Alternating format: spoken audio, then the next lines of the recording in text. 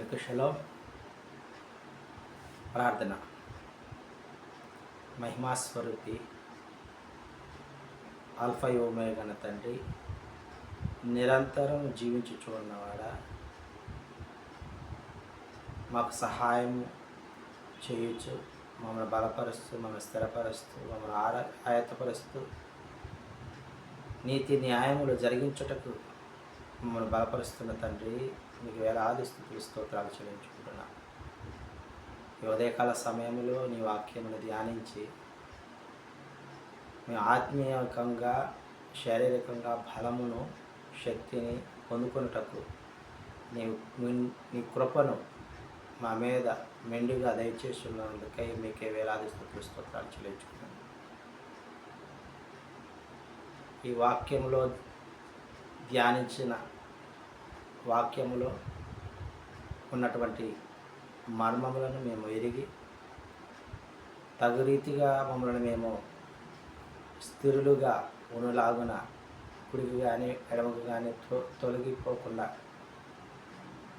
నీ మార్గము నిలుచుటకు సహాయము చేయమని ఈ మా మనవులను మా రక్షకుడు మర్చిపోయిన నజరేడైన విశ్వమెస్సే నామడి పొందుకుంటున్నాం తండ్రి. ఆమేన్. సర్వకృపానిధివి, సంపదలగనివి,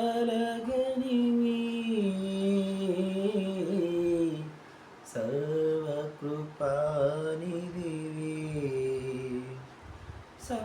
సంపదలగనివి, సకలము సకలము సకలము సకలము చేయగలని వైపే నా కన్నులెత్తి చూచెదా, సకలము చేయగలని వైపే నా కన్నులెత్తి చూచెదాం. కలవరపడినే కొండల వైపు నా కన్నులెత్తుదునా, కన్నులెత్తుదునా, కొండల వైపు నా కన్నులెత్తి కొదువతో నేను కుమిలెదనా, కొదువతో నేను కుమిలెదనా. యెహోషువ గ్రంథము 2వ అధ్యాయము 10వ వచనం నుంచి మనం ధ్యానించుకుంటూ ఉన్నాం. ఎలోహిం వారి యొక్క ఇజ్రాయేలీల యొక్క ఎడల చేసినటువంటి కార్యములు చూచిన వారు అందరూ కూడా నశించిపోయారు, మరణించారు.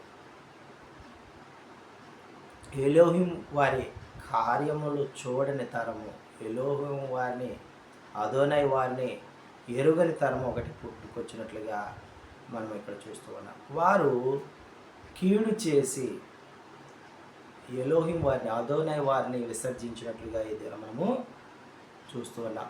వారు విసర్జించి బయలును పూజించినట్లుగా, విగ్రహారాధనను పూజించినట్లు మనము దేవుని చూస్తూ ఉన్నాం.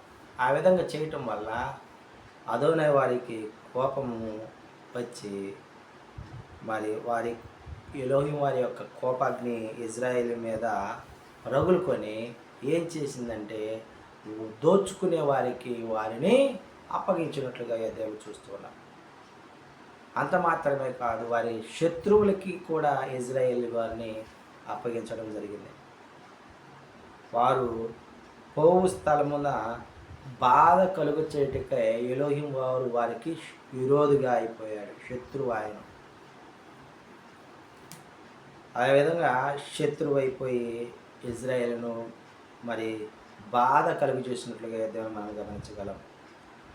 అంత మాత్రమే కాదు, ఆయన యొక్క కరుణను ఇజ్రాయేలీయుల వారిపై చూపించి జాలిని కనపరిచి న్యాయాధిపతులను పుట్టించను. ఈ విధంగా ఒక్కొక్కరు న్యాయాధిపతి వచ్చి చనిపోతూ ఉన్నప్పుడు కానీ వారి యొక్క ప్రవర్తనను మార్చుకోలేదు. ఇది ఆ విధంగా ఈ న్యాయాధిపతుల మాట కూడా వారు వినక మరి అనేక శ్రమల పాలు, అనేక ఇరుకుల పాలు, అనేక ఇబ్బందుల పాలు మరి అవుతూ వారు నిట్టూర్పులు విడుస్తూ ఉంటే అదోనే వారికి మళ్ళీ జాలి వేసి వారిని రక్షించటానికి న్యాయాధిపతులను మరి ఏర్పాటు చేసి వారిని రక్షించినట్లుగా ఈ అధ్యాయంలో మనము చూస్తూ ఉన్నాం. అయినను మరి ఎలోహిం వారి యొక్క మాట వారు ఇజ్రాయేలీలు వినలేదు.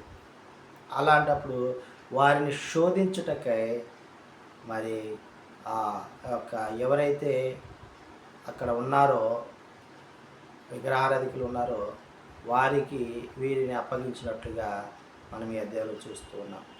శోధించుటకై, శోధన ఎందుకు వస్తుందంటే ఎలోహిం వారికి వ్యతిరేకమైన కార్యములు జరిగించినప్పుడు శోధన వస్తుంది.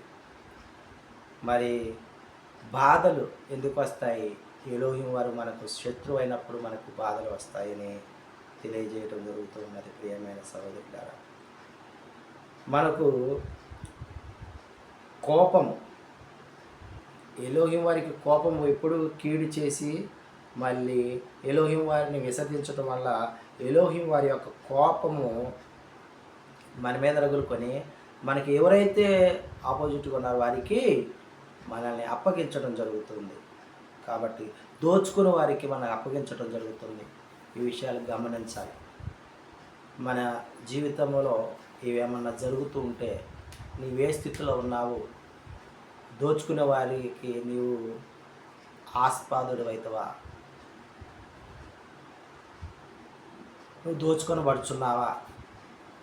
నీ శత్రువులకి నీవు లొంగిపోవాల్సిన పరిస్థితి ఉన్నదా? నీవే గమనించుకో.